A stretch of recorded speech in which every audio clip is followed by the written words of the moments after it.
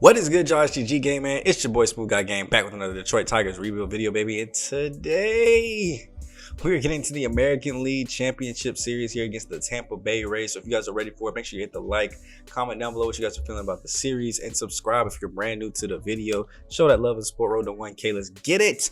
But today we're starting off against a brand new team in the postseason run. We've been to the postseason 3 times, and I've yet to see this team once. So it'll definitely be interesting to see what they might have, what different challenges might come up during the series, and basically what to expect.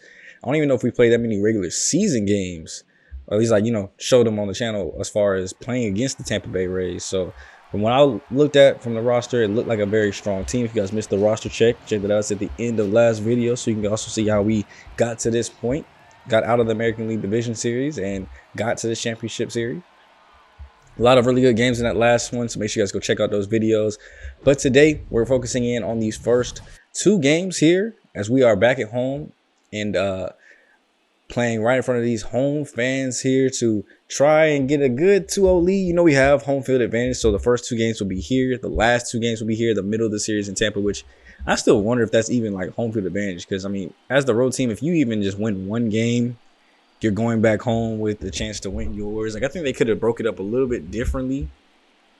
I don't know how you could have did it to make it a little bit more sense, but I don't know. I just feel like the middle 3 games all being on the away team side. If you even win 1 game, I mean, even if you don't, you can still go to back home. And if you win all 3 of the home games, now you have to go on the road and just try to steal 1, and you win the series. So I feel like it's honestly not that huge of an advantage for the home team. Or the higher seed, as it might seem on like the appearance, just because we have 4 of the 7 home games.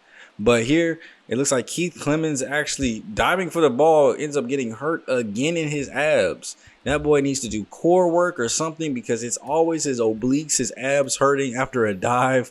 My man can never stay healthy and make these plays after dives, throws. And now we're gonna have to be stuck with Jace Jung for the rest of this game, and who knows how many more games after.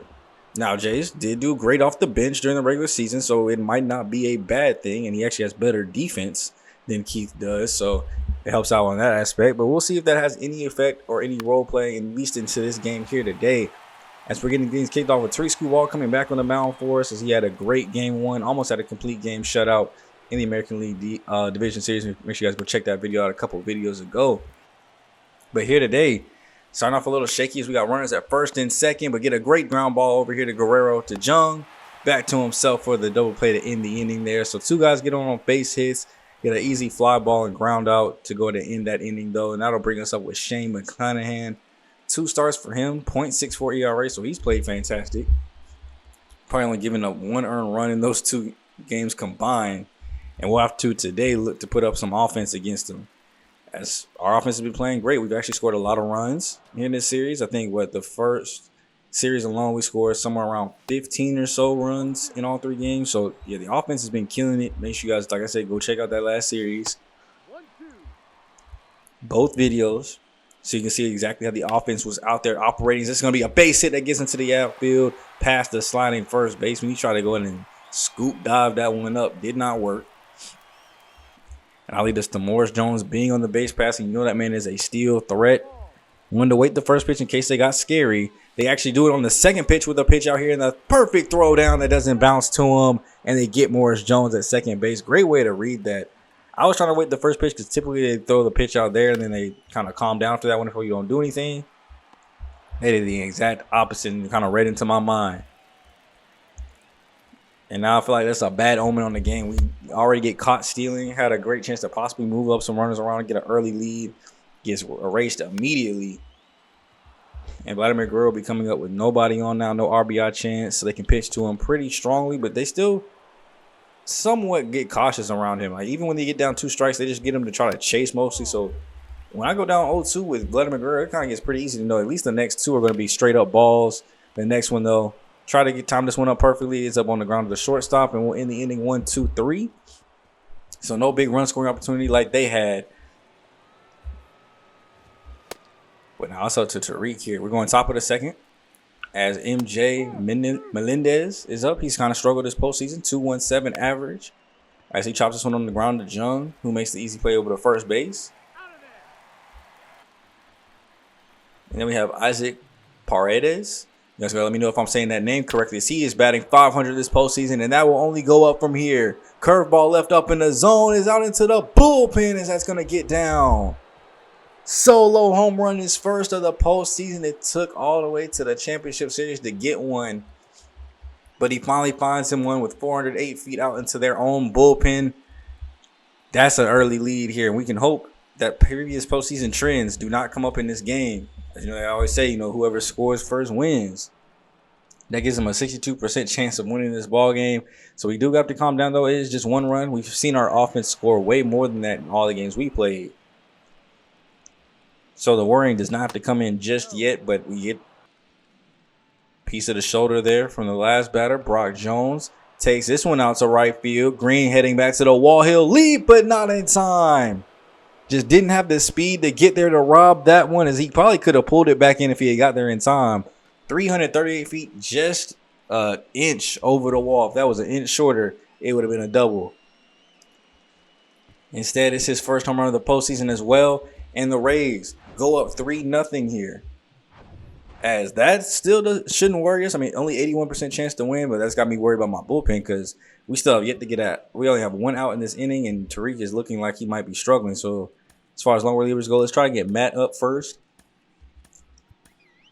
Somebody that was in the starting rotation, so we'll try to get him like his first kind of like pitching first there. Just in a game like this where we can still technically win as long as we just keep the run scoring down to here.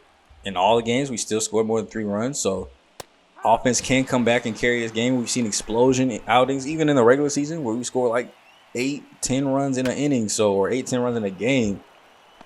So this game is nowhere near out of hand, but we got to start getting outs. Manuel Margot is up with 2 outs now. Evens up his count as that runner is at first base. Now 37 pitches into his outing, almost at 40 here through 2 innings of work. And Bo Bichette is waiting over there for his chance to come into the lineup with runners at first and second as he will. And he actually works himself into a full count, putting Brandon Lau on the on-deck circle watch.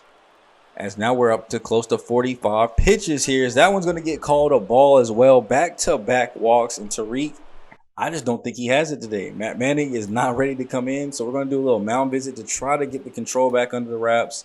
I'm going to fully warm him up because we just had him stretching and tossing just because this inning might blow out of proportion. And we need to stop Brandon Lau some type of way here. We're closing in on almost 50 pitches and haven't even made it through 2 innings. Tariq just does not have it today. And he's had starts like this in the regular season where he just gives up a bunch of runs. That's why he, honestly, in my eyes, might not even be our ace anymore. Because when he's on, he's great. Almost no hitter type stuff here. As this ball is going to get tapped out in front of the batter's box. They're not going to get to it. The run comes in because the catcher was just sitting there waiting at home for the ball instead of going to go pick the ball up and throw it. I don't know why he did not just go towards the ball. He just kind of stood there and waited at home plate for it. When he could have grabbed it himself and honestly came back and made the tag if he wanted to. Thankfully, we get the strikeout that time around. But 4 runs come across, and we really need Tariq to kind of calm down. I don't want Matt Manning to have to come in here in the 3rd inning and try to basically pitch a 7-inning start where I'll need him to have to pitch shutout ball. And I don't want to empty my bullpen here today because, I do like to do bullpen, like save my bullpen in the postseason in case a game gets really, really bad. But this might be one of those games that gets really, really bad where we got to empty the bullpen. So we'll see how long Tariq can give us here today. 1-2. Up the middle, base hit. Kyle Manzardo gets on with a single up the middle. And look at that. We're already almost 2 ways through this batting order through the 3rd inning. It's going to be a long day if our offense doesn't get going. Having to sit there and watch this type of game. I know I've asked it before in the regular season. What do you do when your team is down big? I think if you're the Tigers in this situation, you're not stressing yet. It's so early in the game, and you've scored way more runs than this in a lot of games here, especially here near the end of the season as we get the strike at the end of the inning. I don't think you stress at all.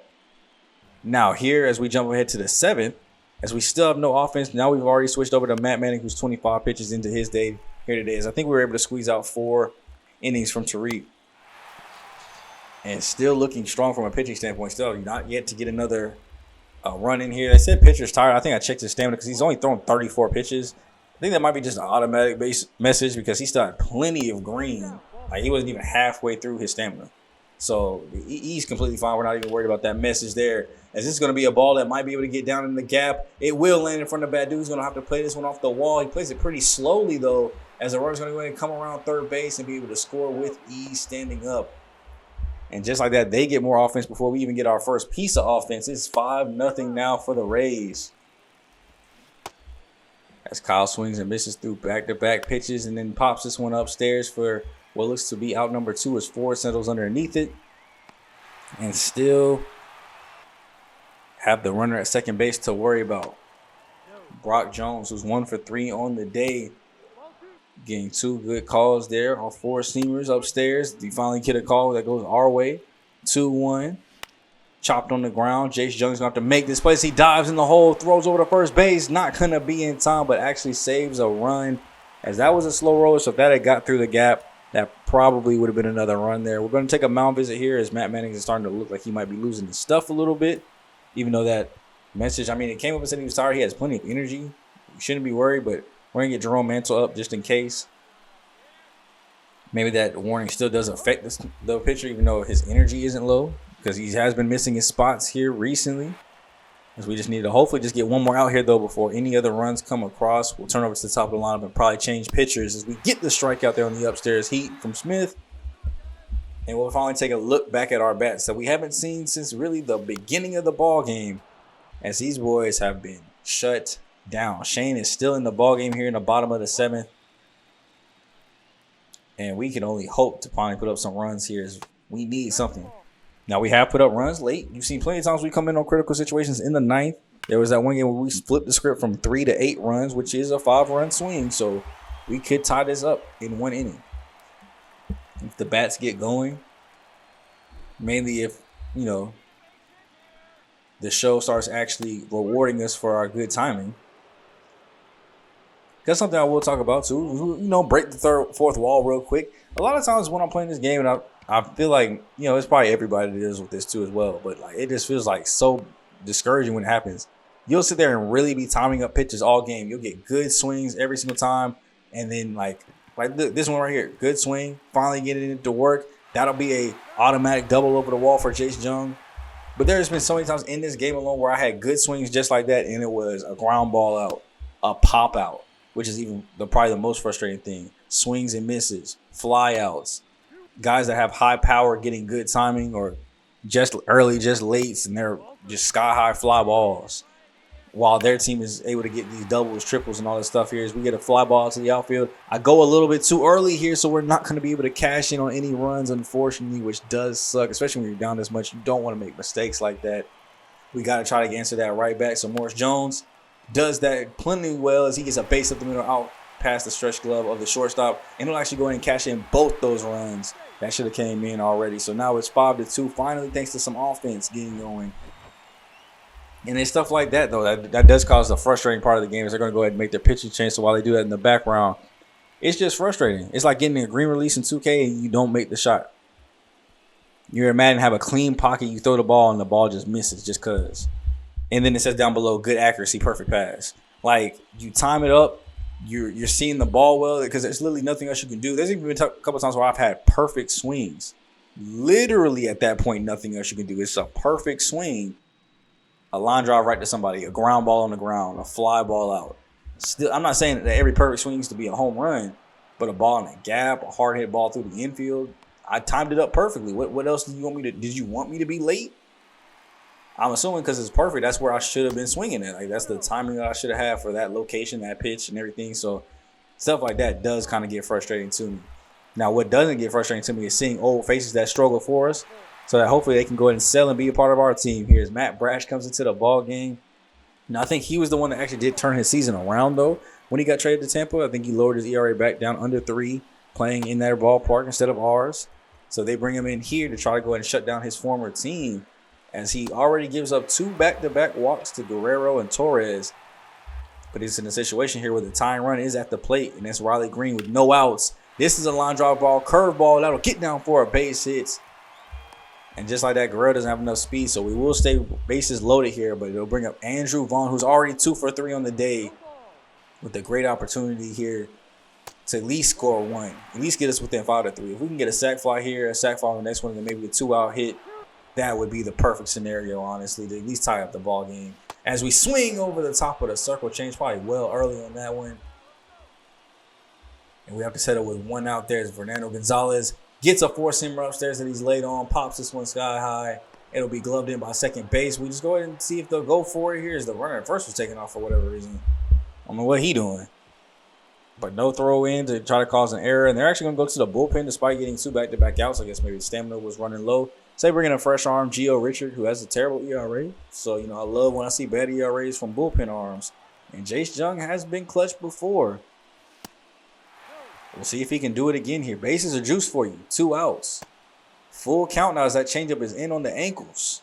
He probably should have just let it hit him to go ahead and score us a run here as he kissed the 4-seamer down the middle we need, but just very early on that thing. 92 miles per hour. That thing is moving in slow. As we get another 4-seamer. Look, here it goes. Good timing out to right field. Going back at the wall. What can you do? What can you do? As that one ends up being caught instead of a double like the very last pitch that was pretty much in the same location. And we squander our bases loaded opportunity that time with no outs. Ended up getting 3 back-to-back outs in perfect fashion to not even score a run. Strikeout, pop out, and then a fly ball out to when it didn't matter. As now we still have Matt Manning in the game, though. We didn't make any pitching changes. He calmed down through the 8th inning. Was pretty good. Comes here in the 9th. Gets a 1, 2, 3 inning. So now we're down to our final swing series. They bring in Michael King, who I guess went to their team and became their closer. His ERA stayed pretty high, so that's a plus. Maybe he'll come in and sell the game for us instead of Matt Brash. As he'll have to face against 9-1-2 is Harry Ford. We'll come up and immediately start with a 2-0 count as he gets a 4-seamer right down the middle just late. I wouldn't think that'd be too bad, but it will end up in a glove. Can't get mad at it, though. We were late on the swing. Then it's Morris Jones, who has a 3-hit day today. Watches that sinker go across us. We haven't had much luck hitting those sinkers. All day sinkers or circle changes, so pitches that move in that fashion, even if they are in the zone. So we just decide to let it go. And when you let it go, you end up with 2 more bad pitches that you got to be forced to swing at. So that'll give you up a kill by dude who just grounds us over to first base. And that'll be your ball game, man. Our first loss of the postseason here this year around. As far as postseason games go, we were on I guess you could technically say, like, what, a 7, 8, 9 game winning streak when it came to the postseason. We've won 9 straight games in the postseason since the last time that we had lost one. So it's been a long streak for us. But it finally comes to an end today here at home, too. So the Rays end up stealing one. This is what I'm talking about. They stole one. Now they're going back home with 3 games at home and what could at the very least be a 1-1 series. I feel like that goes over to them now. You see McClanahan 6 2/3, 9 hits given up today, but none of them could string across enough runs for us to get some offense. 10 hits as a squad, 2 for Green and Vaughn, 3 for Morris Jones. But 0 for days out of a 2 and 3, which probably hurt to bring him across runs. Gonzalez and Keith both 0 for, or not Keith because he got hurt. But the caught stealing, I guess it's a bad omen when you get caught stealing early in the game. Tariq, 4 innings, 7 hits, 2 walks, 6 Ks. Just unlucky for him. And Matt Manning, 5 innings of great work. So Keith will actually have an strained oblique, so he's going to miss a couple days. So Jung will still be in this game too as well. I'm not sure how many a couple days is going to end up being. We do have a day in the middle before we head to Tampa. So we could be back for the time that we go out to Tropicana Field. But at least here today at Comerica, it's going to be Jace again at second base. We have our other left-handed arm that actually completed his shutout. 9 innings, .44 whip as he only gave up 3 hits and a walk in those 9 innings. Struck out 7. And we're going to look for him to bounce back. As honestly, I'm also taking recruiting jobs for who's going to pitch game 1 if we go to the World Series or potential like game 7 if we're over here, because I want my best arm doing that. So obviously it ain't Tariq. So that's between Jesus and Patrick, as we haven't even had a chance to see either of the other 2 arms yet. But I mean, if we want to win this series, we're probably going to at least see Casey Ma as our 4th starter. So actually, not even if we want to, like, even if there's going to at least be 4 games in this series. So I mean, we at least will see Jackson Jobe too as well. Because I probably will go 5 deep in this rotation this year around. Because I feel like we do have 5 good starters that can take pressure off the other 3. Going to get plenty of rest and pitch more important games to help us get this championship here. So that's going to be like the whole schematic thing there. Now, of course, some things might change where I might not let Jackson Jobe pitch, game 5, a potential game 5. But we'll have to just see how the postseason here shakes out with Tampa. Are they actually legit? Are they going to score more runs? Who knows? What I do know, though, is that Patrick Sandoval right now is looking pretty good. He's got the first 2 down, and then Bo on the full count chops this one over to Vaughn, who you never know is it's an easy play, but he does make that one. Still no errors yet in this postseason, which I'm surprised about, so I'm glad, but we haven't had too many balls hit the third. So I would like to keep it that way, as we're going to have to face against Robert Akita. 7 innings in his start, probably only gave up 1 earned run. A .71 whip is pretty good. 5 hits, no walks through his 7 innings of work, so we're going to have to make something shake here against him today, as that offense was pretty quiet through most of the game. Only able to put up 2 runs, and both of those came in the 8th. So this time around, we need to jump on him early. At least maybe work that pitch count, so that way we can try to rattle him, get to the bullpen, anything. And Morris Jones this year around hitting over 400 too in the leadoff spot. I remember last postseason he was kind of struggling, hitting around the 290, 280 range. I think he got to 300 there at the end of the series, but he was struggling for most of the postseason. This time around, he's hitting pretty good. This ball is going to go deep back into the gap here, but it will be gloved in by the right fielder. Great play by him, though, to go out and get that outstretched glove. And then, look, there goes another one. I'm going to point him out for y'all, because I feel like y'all don't believe me when I be saying this, bro. I really be timing up the ball well a lot of times. I feel like I just be getting unfair. That was a good timing on a fastball upstairs. You mean somebody that couldn't get into the gap for me? Here goes a 4-seamer in the middle. We're just late on it, so you can't really be mad at those. I mean, just late on the inside, you couldn't bloop it in for me, but we're not looking for luck. We're looking for goodly time pitches where I'm actually seeing the ball clearly. As I definitely wasn't seeing it clearly that time. Guerrero looking ugly on that swing. 0-1 pops this slider up, going opposite field in the corner, and that almost got up out of the park. Actually, if that was fair, that probably would have been caught.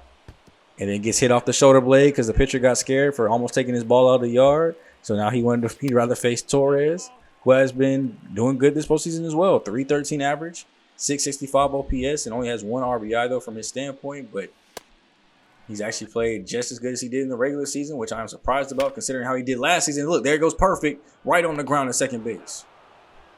4-seamer upstairs. He has good stats, good vision. Perfectly timed ball.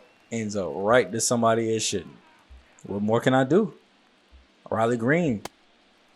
It's going to kick off the second inning for us. This time around, we're going to focus more on the bats, as they were pretty quiet all yesterday. So let's see more examples here of what they could be quiet about. As he's hitting 333 this postseason. Gets a 4-seamer in the middle of the zone that he's just laid on and pops it out to left field for the easy play. We need to find different ways to get these guys on base or something. Andrew Vaughn up next. Gets a splitter on the outside part of the plate. He's going to pull this one. It is going to get up past the outstretched glove. Is actually not even get out past it. He just dove and didn't have his glove open enough. He didn't firmly grasp it. My boy did not watch his SpongeBob when he was a kid because he did not know how to firmly grasp it. It's a base hit there for Vaughn. And maybe some offense here early, please. As Vaughn's been doing good, but Gonzalez has been struggling this postseason. Now he's going to get a base hit for us, though, to go ahead and raise that average just a little bit as we get back-to-back base hits here in the second. And we'll look to try to get some more runs across.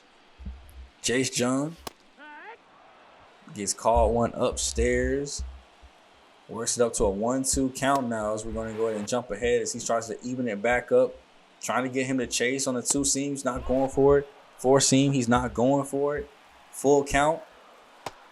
Slider, not going for it. They wasted 4 pitches there. Akita, no walks all in his last start. Gets one here to load the bases for Harry Ford. And he gets a 2-seamer in his zone. Timed it up well. That ball's going deep into left field and just dies before he can even reach the warning track. So we'll go ahead and take the sacrifice RBI as Vaughn is able to at least come around and score. We get the first runs this time around. And now to lead to Morris Jones with runners in scoring position. Gets a slider upstairs that he's early on as he pulls it. That'll get down for a base hit. We're sending Gonzalez home. And there goes Jace Jung sliding into third base safely ahead of the tag as it was offline. And we're up 2-0 now here in the second. Finally, some early runs. And this day could be a lot better than it was yesterday. We still, of course, have to have Patrick pitch a good game, but it's great to see the offense. We scored as much runs in 2 innings as we did through 8 innings yesterday. Actually, we can say it through the whole game because we never scored again. So through the whole game yesterday, We already got those runs through just 2 innings here today. Is it Badu pops this one opposite field on the outside part of the plate? Like, see, that's one. Just late, but it's on the outside part of the plate. You mean tell me that couldn't get down the line with how good his contact and how good his clutch is, how good his vision is? And today we're going to, like I said, we're staying with the bats. We want to see what's going on there. It looks like when I want to spotlight the bats, they want to actually start to go off a little bit. I thought he might have had that one. It's just a little too early on the slider. So we'll go ahead and hang back on it this time around as that one will get down. And the outfielder will go for a tumble as he misses it. Bad route to the ball will lead to a double here in the game to start off the 3rd inning. As Guerrero learn from your mistakes. He was early on the slider, so he hung back on it and ends up pulling out an extra base hit off of it just because. And that'll lead us to Gleyber Torres with the 2-2. We'll ground this one at least to the opposite side of the infield, so the runner will move over to 3rd. And that'll bring up Riley Green. 3 of our RBIs because we had that 3-run home run. This time around, looking to maybe make it 2 more. This ball's going deep to center field, but will be caught in just a few steps back, but deep enough to go in and score the run as that throw will be well behind. And we are now up 3-0. More runs than we scored yesterday already off Akita, as this time to start for him might be not one of them ones. As there goes Vaughn. Look, 78 power, 86 vision, goodly timed 4-seamer down the middle. Ends up in the left fielder's glove.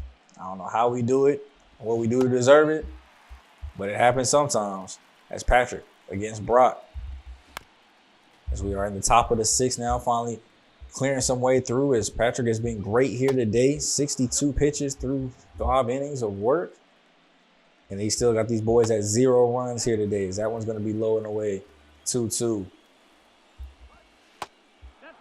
Watching another one. Now I want to take that bat off his shoulder. Swings and misses through the slider, as that one was going to be called strike, I think, regardless. That was a beautiful slider to finally get that bat up off his shoulder. Again, to stop just watching pitches go down, as Vaughn gets this one off the back arm and throws it over quick. Look at him making a gold glove type of play. You know, my man is good for so many errors, but sometimes he flashes a little bit of leather. My boy just needs some defensive training, that's all. As Wander Franco will now come up, and he pops this one. This is going to the outfield. Looks like they're going to test Green again. Can he go ahead and bring this one back, as he's just late on this one as well? Not able to time that one up either, as that's going to be Wander Franco's first home run of the postseason. A lot of firsts coming against our team. That's the 3rd straight player to hit their first home run of the postseason against us. As that one is 367 feet, so just barely getting out of the yard.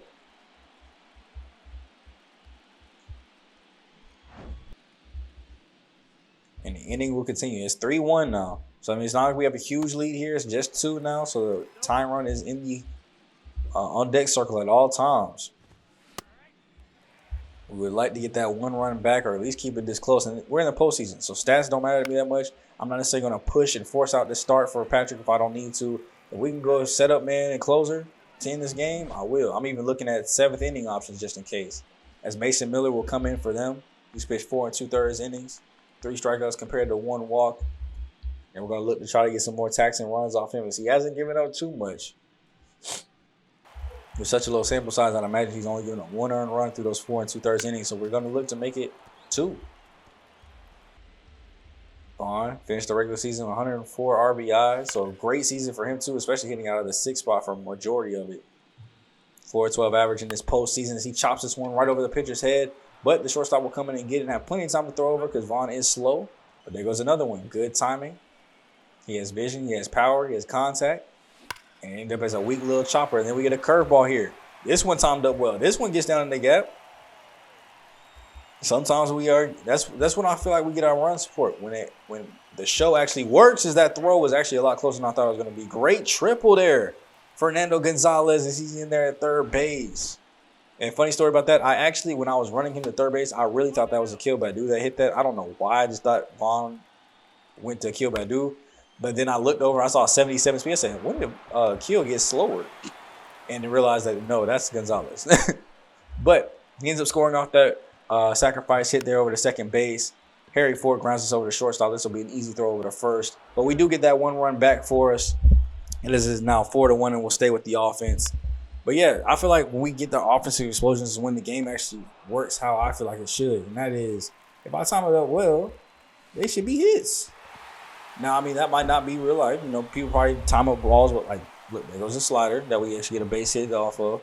But people probably time up the ball very well all the time in MLB and, you know, just get unlucky. You know, sometimes you have your unlucky games. That's what I'm saying. Like, those games are frustrating when you get in and you can immediately know it's got to be an unlucky game. You immediately know the game's going to make you lose because you have timed up with 6 straight batters. You timed it up good, had good, strong swings, and all 6 of those hits were ground balls to the pitcher. Like, you just know when it's going to be a bad and frustrating game, and you got to play the other 7, or I said, you know, the first. So, yeah, the other 6 innings with that same mindset the whole time. It gets very, very, very depressing. Like, sometimes in Madden, when you know you're about to lose, this is a base hit to the outfield. Nah, not going to risk it here because we don't need to. But in Madden, sometimes you know you're just going to lose because you're throwing the same things that should be open, and also they're not open, or you're getting bad throws this time around. The offensive line ain't blocking. There's games where you just know you're going to lose, and those be the most frustrating ones to happen. Now, if you just lose all of a sudden as this ball is deep into right field, grand slam. Pause that thought. Andrew Vaughn just hits the first grand slam of the postseason, his first home run of the postseason, and the first grand slam that I think we've seen hit in this entire episode, or not episode, well, yes, obviously episode, but in this entire series. As far as I can remember, I don't remember us ever being able to hit a grand slam. We have not done this in the series. Now, this might have happened in Sims. It might have happened when we look back at box scores, but we have not hit a grand slam in an episode. As that forces them to bring in Phil Bickford, as I cannot believe Vaughn just snuck that grand slam in there. We had Pete Fairbanks getting up just in case. We're going to go ahead and sit him down because there's no need to put in a setup man and closer and just get somebody like maybe Jerome Mansell up or something, because we are now up 8-1, not in the panic mode of losing this game anymore. They're going to have to put together a lot of hits together just to be able to come back in this ball game. These are where you really feel secure, when they have to basically go bat around to be able to take the lead back. These are games like these. I start focusing at the plate as much. I don't get as mad when I'm missing those good timings and perfect timings as much. And I let my starting pitchers go. Patrick, he came up with the "I'm tired" message. He's almost at 100 pitches. I have no fear letting him hit. Okay, maybe a little fear. That's a base hit that gets into the outfield. Batter's going to go ahead and play this one off the wall. It looks like it'll be an extra base hit as that ball is past the cutoff, man. Great job, Torres, for backing that up. But a leadoff double there for Isaac. As we did have Jerome Mansell getting up and ready, so we're going to go ahead and put him in, though. Through the regular season, only 21 games. I wish they played him more. 20 innings pitched, a 1.8 ERA. I don't know why he didn't see more work. But he didn't. But this is a postseason. Probably going to be one of the main arms that I look at, if I need something extremely clutch in the middle of the game, it's going to be Jordan Hicks. If it's a blowout on either side, I'm probably going to go with Munoz. But a game like this, where, I mean, it could still get blown open, we still want to get these outs, and I could let him go a couple innings, and this will be the first time in the postseason pitching, I'm going to go ahead and let Jerome Mansell go ahead and take care of this one. As he gets a ground out there to make it 2 outs here, as the runner is still over at third base, and he could get out of this inning cleanly without giving up anything to them. As Josh Smith 0-2 checks his swing, they're going to go down and say that he went across on the four-seamer. Great way to come in and shut him down, not giving up any extra runs. I saw that. Y'all saw that good timing that apparently ended up in a chopped ball.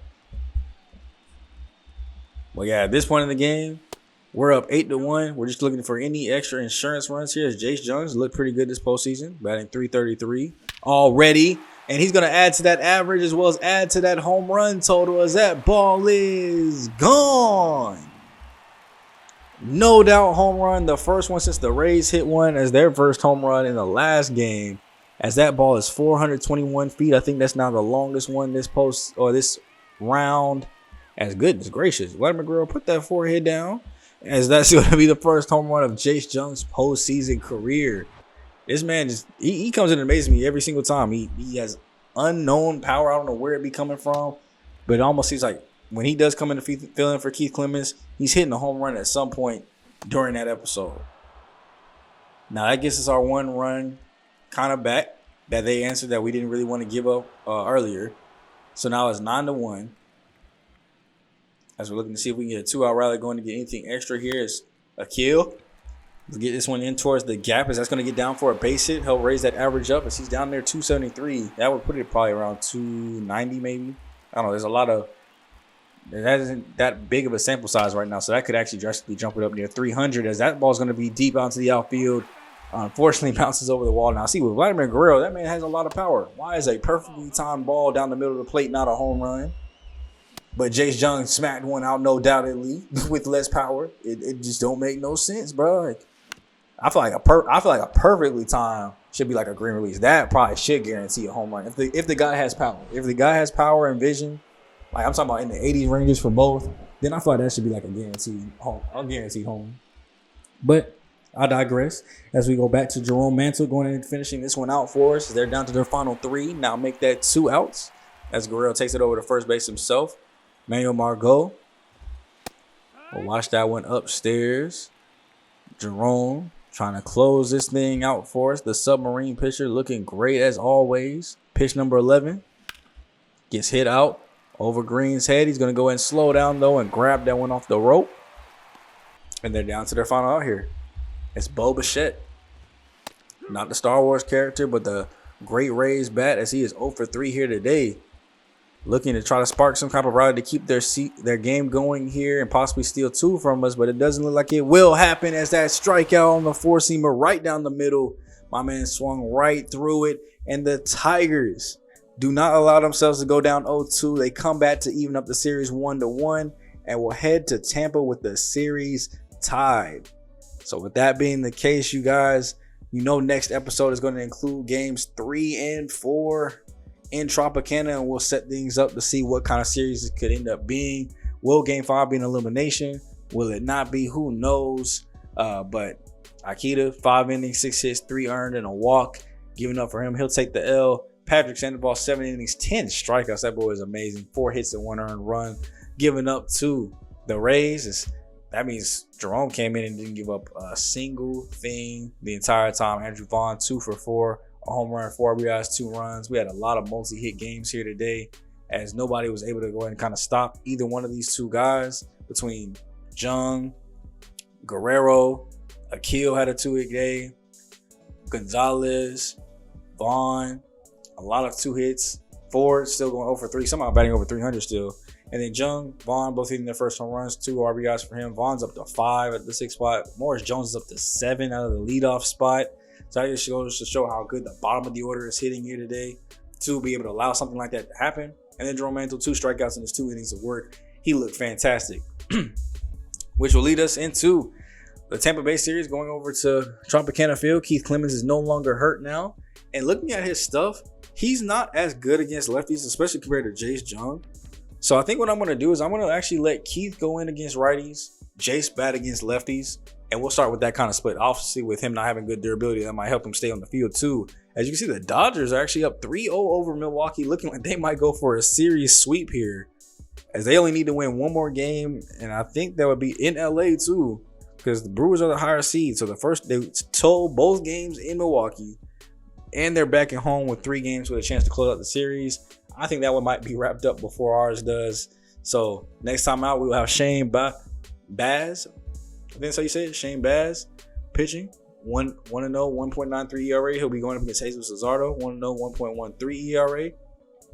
2 really good arms going to be battling it out in game number 3. So if you guys enjoyed the episode and ready to see more, come back and tune in for games 3 and 4 to see what might be going on, man. And I hope you guys do tune in. Leave a like, comment, subscribe on your way out. It's me, boy SGG, aka the King of Games, aka SmooveGotGame. And I'll catch you guys in the next video. Let's go take these games to Tropicana and head to the World Series, where we're going to have to probably look like face the Dodgers. Catch y'all there, man. I'm gone. Later.